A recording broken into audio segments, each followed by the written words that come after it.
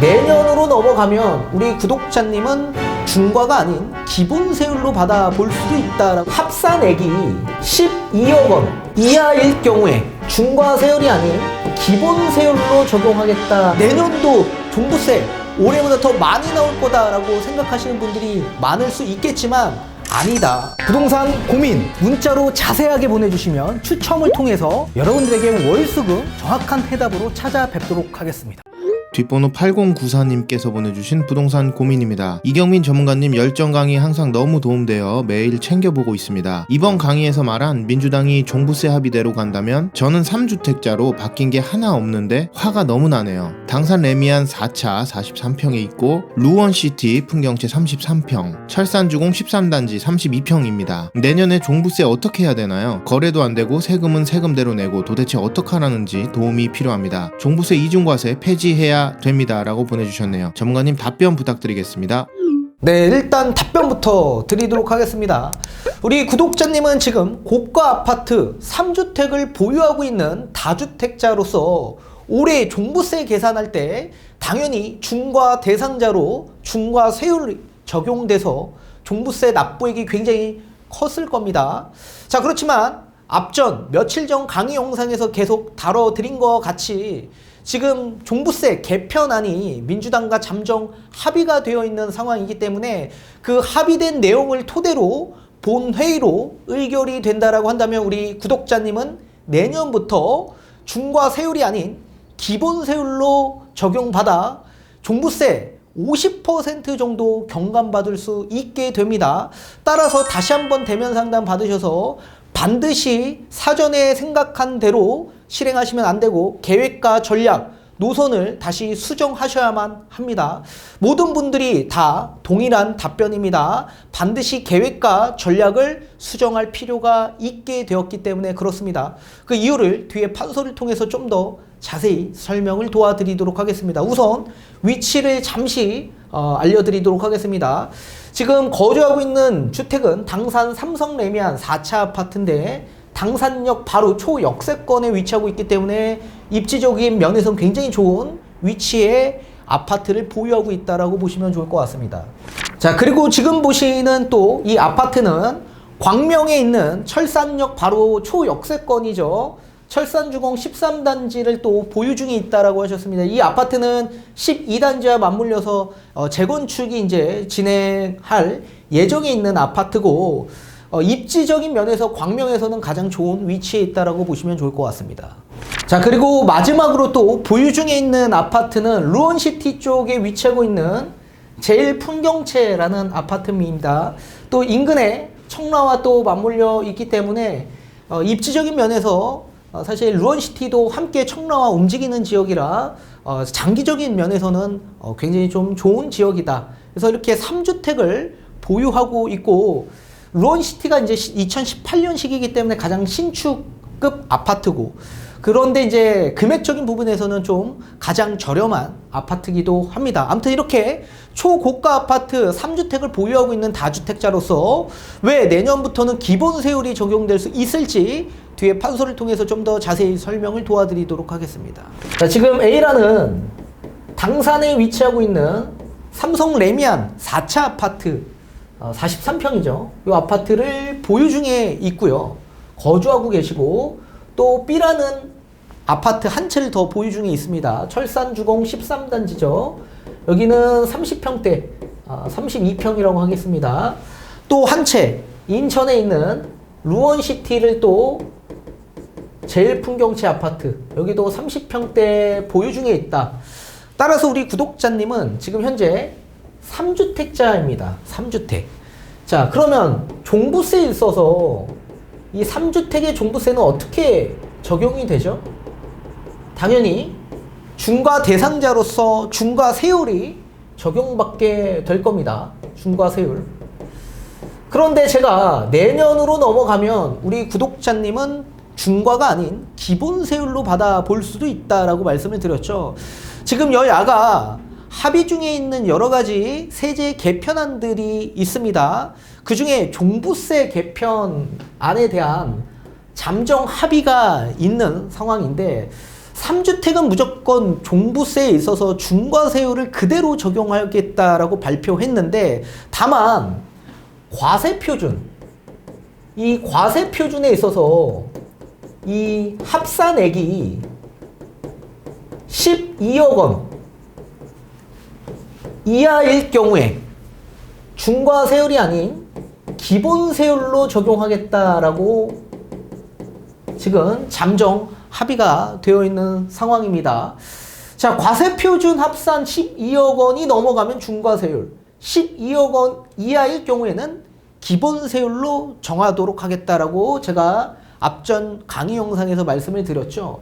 자, 그렇다면 과세표준 합산은 어떤 방식으로 도출이 되냐라고 본다면 공시가격 합산, 이 공시가격의 세채에 대한 공시가격 합산을 공제 현행 6억인데 이게 9억으로 또 잠정 합의가 되어 있는 상황이죠. 9억을 공제해서 빼주고 여기에 공정시장가액 비율, 현행은 60%이지만 이 또한 마찬가지 지금 잠정 합의된 내용은 80%입니다.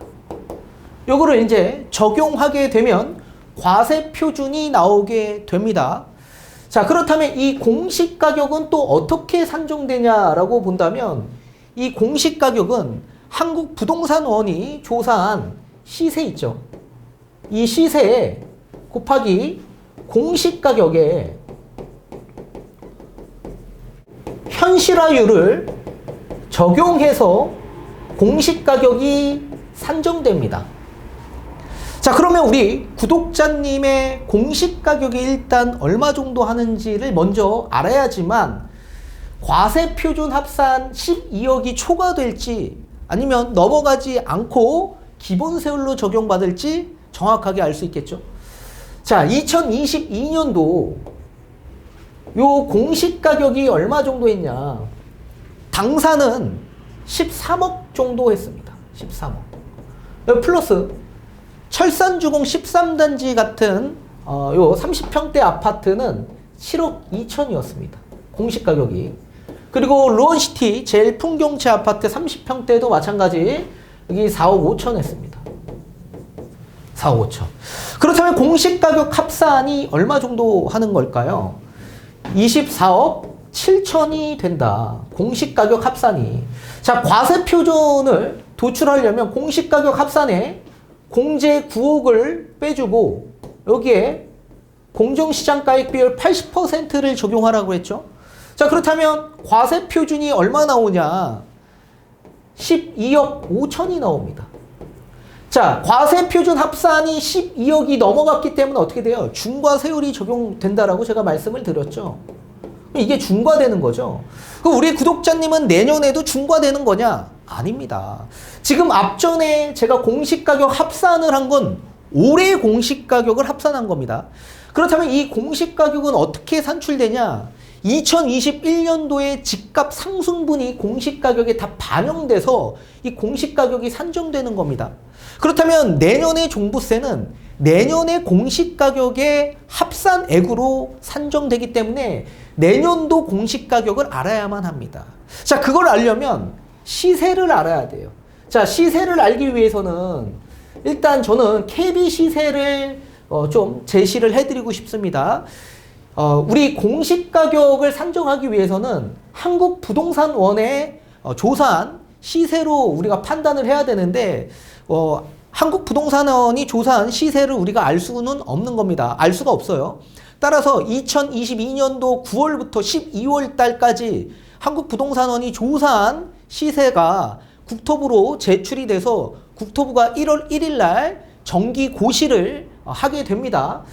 따라서 이 시세를 우리가 알려면 아파트의 평균 시세를 도출할 수 있는 KB 시세로 우리가 판단을 해야지만 어느 정도 한국부동산원이 조사한 시세와 비슷하게 우리가 알 수가 있을 겁니다. 따라서 KB 시세를 우리가 당산에 있는 아파트를 제가 앞전에 확인해 보니 이 아파트의 시세가 18억 정도에 형성되어 있다. 18억. 지금 당산 지역 일대 같은 경우에는 아파트 가격 하락폭이 거의 없습니다. 이 아파트의 최고가가 19억 5천까지 찍었는데 지금 아무리 장세가 안 좋다라고 하더라도 18억 정도에 형성되어 있습니다. 실거래가도. 따라서 서울 지역 일대는 낙폭이 거의 없다. 10%도 안 빠져 있는 상황입니다. 자, 그런 반면에 지금 철산주공은 재건축 아파트다 보니까 낙폭이 좀 큽니다. 이 투자 수요가 많이 들어간 아파트이기 때문에 이 아파트는 지금 KB 시세로 봤을 때 8억 5천입니다. 8억 5천. 그리고 루원시티 같은 경우에는 5억 정도 KB 시세가 형성되어 있다. 루원시티도 거의 30% 이상 빠진 금액이죠. 자, 여기에 뭐를 적용하라 그랬습니까? 공시가격 현실화율을 시세에 적용하면 공시가격이 나올 수 있다라고 말씀을 드렸죠. 자, 그렇다면 현실화율이 얼만큼 되는지를 알아야 됩니다. 공시가격의 현실화율. 자, 이거는 문재인 정부 때 이 공시가격 현실화율 로드맵에 따라서 2030년도까지 공시가격을 90%까지 올려놓겠다라는 게 문재인 정부의 로드맵이었습니다. 자, 그런데 지금 공시가격이 워낙 높게 올라가다 보니까 이 종부세를 안 내도 될 분들이 엄청나게 종부세를 납부해야 되는 대상자가 늘어났기 때문에 윤석열 정부에서 이제 며칠 전부터 발표한 게 뭐였습니까? 공시가격 현실화율 이거 폐지하겠다라고 발표를 했죠. 따라서 2023년도의 공시가격 현실화율을 2020년도 문재인 정부가 로드맵을 발표하기 이전에 공시가격 현실화율로 적용하도록 하겠다라고 발표를 했거든요.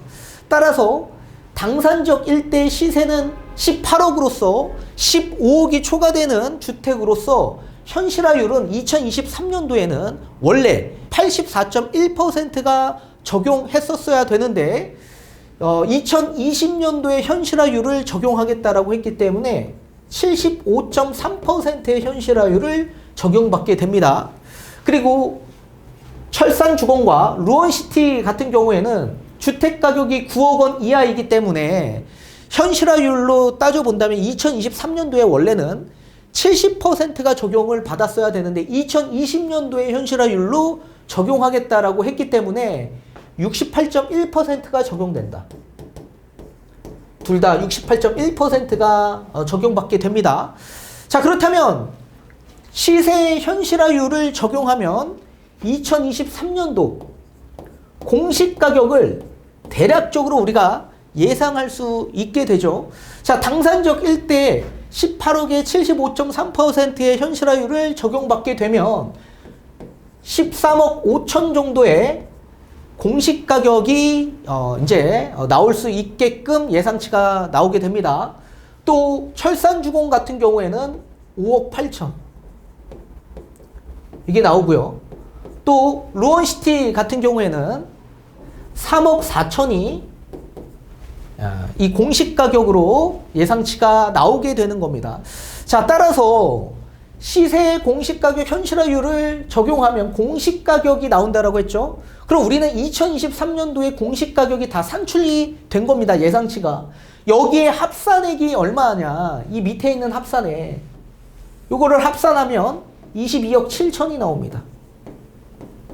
여기에 공제 9억을 빼주고 공정시장가액 비율 80%를 적용받게 되면 얼마 나오냐? 과세 표준액이 11억이 나온다. 그렇다면 과세 표준 합산 12억이 넘어가지 않기 때문에 우리는 뭡니까? 기본세율로 적용받을 수 있다는 얘기입니다. 기본세율. 따라서 우리 구독자님은 3주택의 종부세에 있어서 원래는 중과 대상자가 되기 때문에 내년도 종부세 올해보다 더 많이 나올 거다라고 생각하시는 분들이 많을 수 있겠지만 아니다. 과세 표준 12억 원 구간까지는 이 12억 원 구간까지는 기본세율로 정리가 되는 거기 때문에 우리 구독자님은 11억으로서 기본세율이 적용받아 세율이 만약에 지금 기준의 1세대 1주택의 세율인 1.2%의 세율이 적용받게 되는 겁니다. 중과세율로 적용받으면 2.2%입니다. 따라서 세율의 감면 혜택 때문에 경감이 거의 50%나 받을 수 있게 되는 겁니다. 자, 그렇기 때문에 우리 구독자님은 내년도의 종부세는 올해보다 훨씬 더 부담이 더 낮아질 수 있기 때문에 다시 한번 대면 상담을 받으셔서 전략과 계획, 노선 전부 다 다시 한번 세팅해서 수정을 하셔야만 합니다. 여러분들도 마찬가지 포트폴리오 구성을 다시 한번 바꾸셔야만 합니다. 반드시 우리 좋은 물건들 잘 보유하셔야만 하고 마지막으로 반드시 종부세는 무조건 폐지해야만 한다라고 말씀을 드리고 싶습니다.